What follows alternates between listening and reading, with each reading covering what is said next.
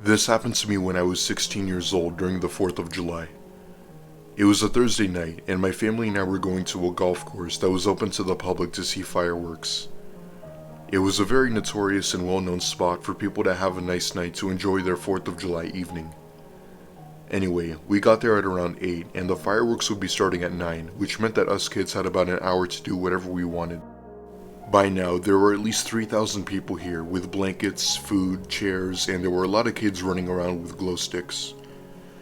We immediately knew that if we were going to wander off, we'd have to stay close by.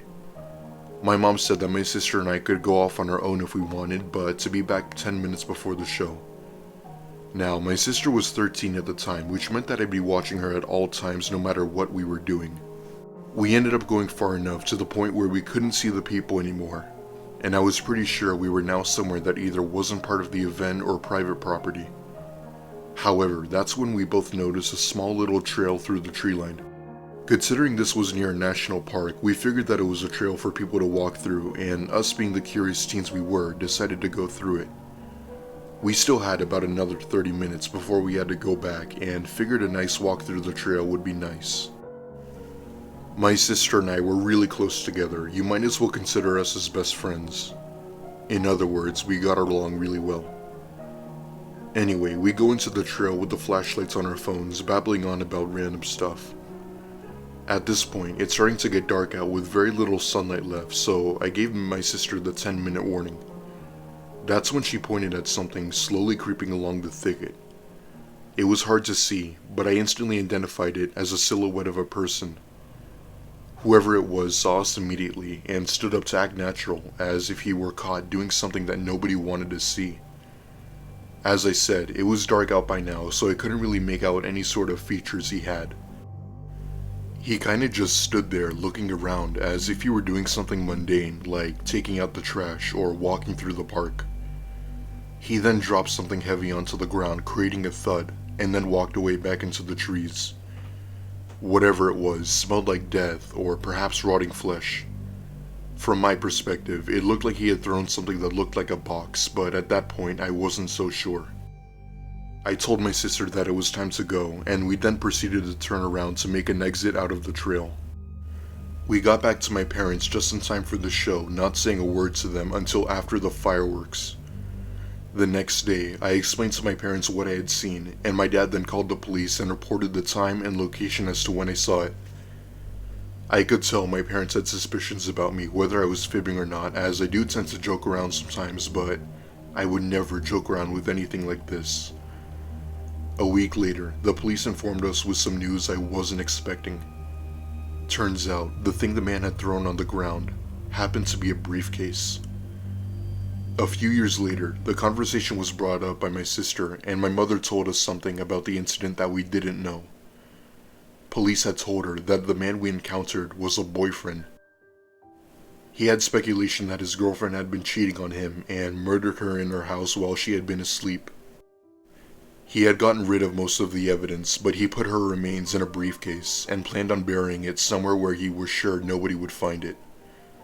I don't know why he chose to throw the briefcase near us, but I don't really want to know. Thankfully, he was arrested and put on trial for third-degree murder.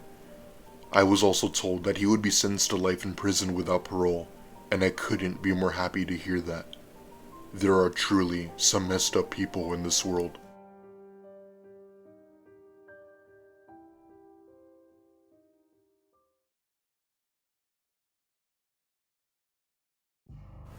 In the early summer of 2015, I had just recently gotten my first ever real girlfriend.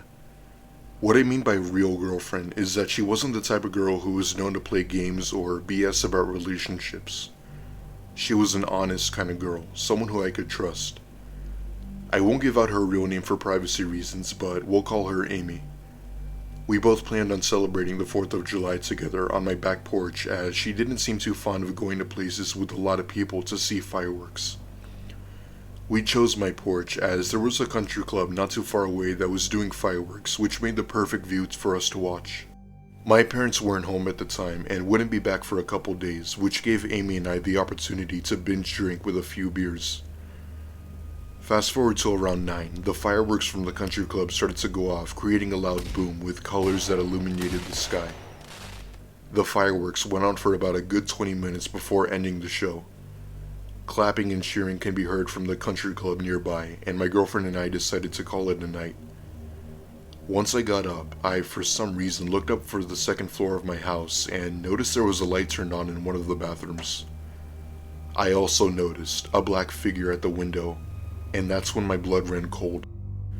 I didn't want to do it, but I had to tell my girlfriend about what I had seen. I ever so quietly and calmly told her that there was someone in our house and that she needed to call the police while I went upstairs to check. I got my dad's hunting rifle from his closet and walked upstairs to the bathroom door. The light was still on, and with all of my strength I busted the door down and aimed the rifle expecting to see someone, but I instead saw nobody. The only thing that I saw was that the glass window had been shattered. When I looked down, I noticed a ladder that led down to my backyard, and I knew that whoever was in my bathroom unfortunately got away.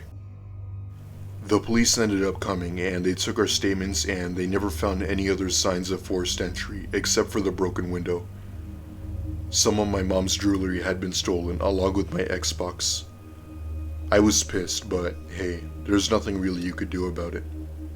Needless to say, the police did a quick sweep through our neighborhood in search of whoever broke in, but as far as I know, nothing ever became of it.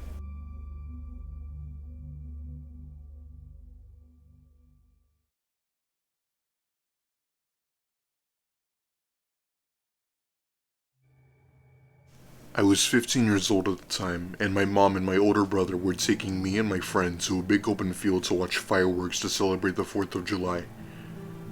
When we got there, I'd say there were around 1,000 people. Kids running around, music playing, food trucks, you name it, they had it all. We set up a blanket to lie down on, and my brother set up his chair designed with a really cool American flag representing Independence Day. My friend and I walked over to one of the food trucks to grab a bite to eat when I noticed a man from behind one of the trucks staring at us. To give a bit of a description, he was about 6 foot, had long greasy hair, and his clothes seemed filthy. He stared at us in a way that I could only describe as unsettling. It was more of a shocked look rather than a creepy look. There were a lot of people here, so it wasn't a surprise to me that there were a few creeps wandering around. We got back to our spot and the fireworks were getting ready to start. Once they did, the crowd of people cheered with excitement as the fireworks went up and exploded into the sky. That's when I felt a tap on my shoulder, followed by someone quietly talking in my ear. "Hey, my dog is lost. I can't find him. Can you come with me?" I turned around to see the same man from earlier, and thankfully my brother looked at him and the man then took off.